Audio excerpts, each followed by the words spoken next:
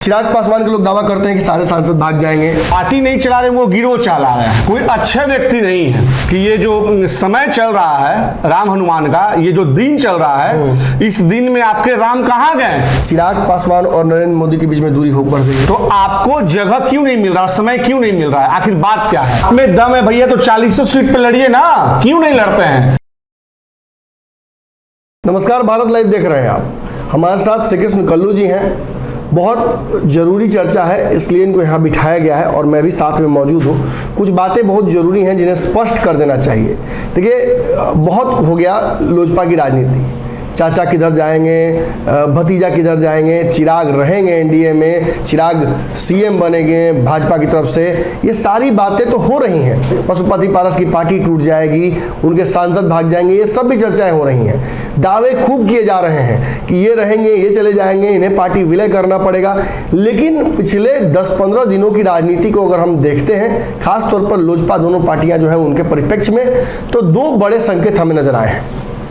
एक, बार बार अपने आप को हनुमान कहे जाने वाले चिराग पासवान धीरे धीरे नरेंद्र मोदी और अमित शाह से दूर होते जा रहे हैं, और पशुपति पारस लगातार नरेंद्र मोदी से मुलाकात करते हैं, तस्वीरें सार्वजनिक करते हैं, उनके सारे सांसद एकजुट दिखते हैं।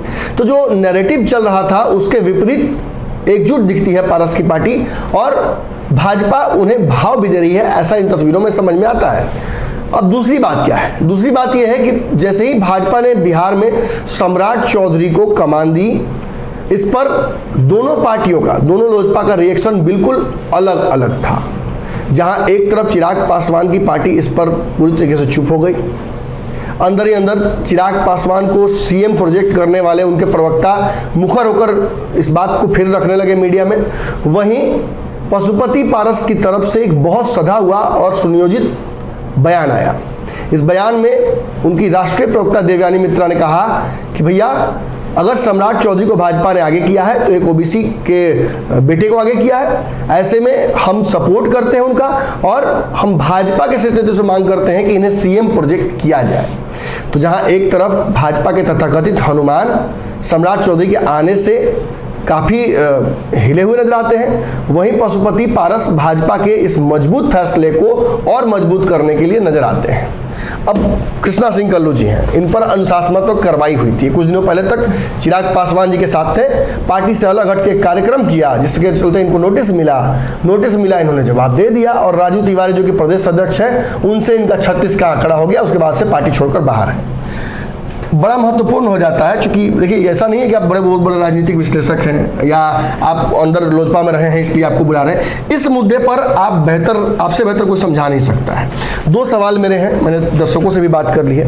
मैं आपसे सीधा जानना चाहता हूं कि ये जो दावा किया जा रहा है, एक पशुपति पारस दावा करते हैं कि चिराग पासवान की पार्टी समाप्त हो जाएगी, चिराग पासवान के लोग दावा करते हैं कि सारे सांसद भाग जाएंगे, और नरेंद्र मोदी का हनुमान हम हैं, हमको खोजती है बार बार भाजपा, चाचा को तो पूछते नहीं जाती है। ऐसे में जो तस्वीर वायरल हुई है कल से सारे सांसदों के साथ पशुपति पारस का नरेंद्र मोदी से मिलना, और उस पर राजू तिवारी का बयान आता है आज कि जो तस्वीर खिंचाता है वो हनुमान थोड़ी होता है, क्या कहना चाहिए इस पर? देखिए, पूरी तरीके से आदरणीय पशुपति कुमार पारस जी का जो बयान आता था कि राजनीतिक वारिस हम ही हैं भाई के नाते, भले आप संपत्ति के वारिस हो सकते हैं, तो ये कहीं ना कहीं ये अपने आप में साबित होते दिख रहा है कि पशुपति कुमार पारस जी के द्वारा दिया गया बयान वो उनके फेवर में जाता है। जिस तरीके से सिर्फ और सिर्फ वो नहीं मिल रहे हैं जी, उनके सभी सांसद, पूरी पार्टी, उनके जो एमएलसी हैं जी, जो आपको जानकारी है तो ठीक है, नहीं तो मैं आपको बता देता हूँ कि उनका जो बिहार का एमएलसी है वो भी एकजुट दिख रहा है उस तस्वीर में। और रहा बात तस्वीर खिंचाने और नहीं खिंचवाने की, तो राजू तिवारी पार्टी नहीं चला रहे, वो गिरोह चला रहे हैं। और चिराग पासवान जी के साथ जो लोग भी राजनीति कर रहे हैं उनके पार्टी में, इक्का दुक्का छोड़ के जी, उनमें लोग राजनीति करने वाले लोग नहीं है, उनके साथ ढोड़ा मंगरू हैं, कोई अच्छे व्यक्ति नहीं है। तो और चिराग पासवान अगर ये कहते हैं कि हम हनुमान हैं, तो भैया हनुमान जी, अब हम पूछते हैं कि ये जो समय चल रहा है राम हनुमान का, ये जो दिन चल रहा है, इस दिन में आपके राम कहाँ गए, अपने हनुमान को कहाँ छोड़ दिए हैं। अगर आपकी मुलाकात हुई है प्रधानमंत्री से तो आप भी साझा कीजिए। हम लोगों को याद है कि जब एक पीएम के द्वारा एक पत्र आया था, क्या आप इस बात को पुख्ता तौर पर स्पष्ट कर रहे हैं कि चिराग पासवान और नरेंद्र मोदी के बीच में दूरी बढ़ गई है? नहीं, पूरी तरीके से, निश्चित रूप से, और कहीं ना कहीं ये दिख रहा है। भैया सभी लोगों से मिलते, उसके कुछ दिन पहले वीणा देवी का परिवार मिला, भारतीय जनता पार्टी के जो सांसद रामकृपाल यादव उनका पूरा परिवार मिला। तो भैया अगर आप हनुमान हैं तो आपको जगह क्यों नहीं मिल रहा, समय क्यों नहीं मिल रहा है, आखिर बात क्या है? निश्चित तौर पे दूरियां बढ़ रही है। कारण क्या हो सकता है इसका? देखिए कारण क्या हो सकता है, राजनीतिक विरासत की जो बात कहते हैं, पशुपति कुमार पारस मजबूत दिखते नजर आ रहे हैं जी। और कहीं ना कहीं चिराग जी आखिर कमजोर कहां हैं, और कमजोर अगर हैं तो वो अपने गुर्गों के कारण कमजोर है। एक बात मुझे बताइए, कुछ दिनों पहले पशुपति पारस ने एक प्रेस कॉन्फ्रेंस में जब देवयानी मित्रा टूटकर उधर गई थी तो एक बहुत बड़ा दावा किया था कि मैं अब एनडीए से हटूंगा नहीं, मैं इसी गठबंधन में नरेंद्र मोदी के साथ ही अपना प्राण त्यागूंगा, मैं इस पार्टी को, इस गठबंधन को इस बार तोड़ने नहीं जा रहा हूं। और वहीं चिराग पासवान के बयान को हम जब देखते हैं तो बार बार तुलनात्मक तौर पर वो ये कहते नजर आते हैं कि भाई हम तो चुनाव में गठबंधन करेंगे। तो क्या इसकी वजह से भी ऐसा हो सकता है क्या? क्योंकि बार बार उस दिन भी दावा पशुपति पारस ने किया कि रास्ता खुला रखना चाहते हैं राजद में जाने का, क्या लगता है? देखिए चिराग जी विश्वास नहीं कर पा रहे, चिराग जी को स्वयं लोकसभा पहुंचना है जी, इसलिए वो किसी भी हद तक वो जा सकते हैं अपनी सीट को बचाने के लिए।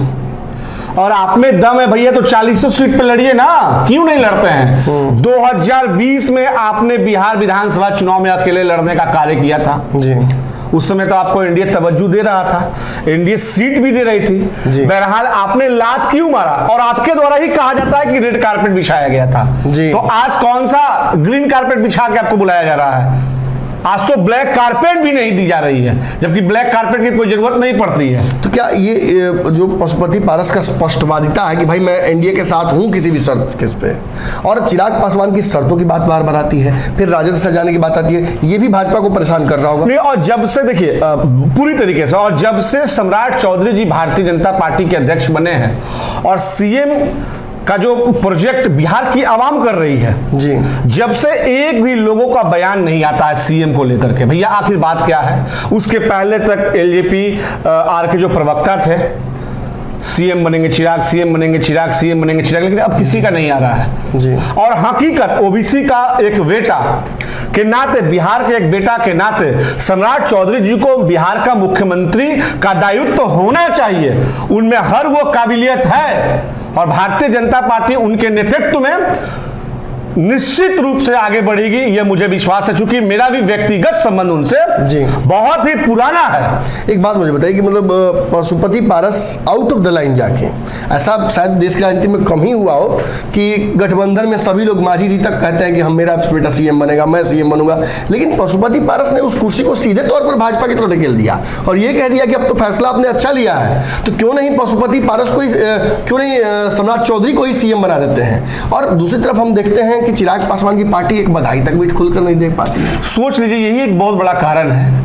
आखिर ये है किधर, ये स्पष्ट अभी तक नहीं हो पा रहा है कि आप महागठबंधन के तरफ हैं या आप एनडीए के तरफ हैं। भैया आप पेंडुलम बने हुए हैं बीच में, और राजनीति में पेंडुलम बनना कोई बहुत अच्छा चीज नहीं होता है जी। आप पेंडुलम आखिर आपको ये डिसाइड क्यों नहीं कर पा रहे, ये निर्णय क्यों नहीं ले पा रहे हैं कि हमको जाना कहाँ है जी। तो यह एक कहावत जो लागू होता था, आदरणीय स्वर्गीय रामविलास पासवान जी कहते थे कि वही जानवर, जैसा कि पशुपति कुमार पारस भी कहते हैं कि वही जानवर रोड पे मरता है कुचल के, जो यह डिसाइड नहीं कर पाता कि मुझे जाना किधर है। तो यह स्लोगन पूरी तरीके से चिराग पर ही फिट पड़ गया होता है ना भाई। आखिर आप अभी तक डिसाइड क्यों नहीं कर पाना कि आपको जाना कहाँ है?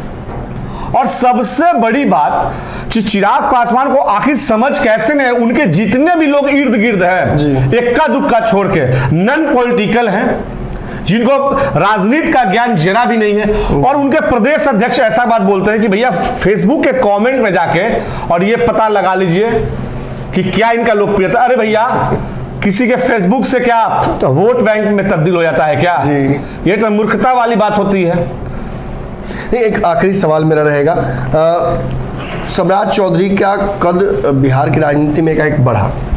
पहले से भी भाजपा ने स्पष्ट कर दिया था, 18 में उनकी एंट्री, उसके बाद से लगातार उन्हें रिवार्ड कर रही है भाजपा।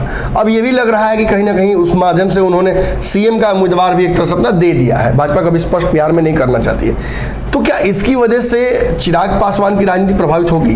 नहीं, पूरी तरीके से भारतीय जनता पार्टी से जो उम्मीद लगाकर बैठे थे आदरणीय नेता चिराग पासवान जी, उस पर खुली तौर से यह तमाचा है।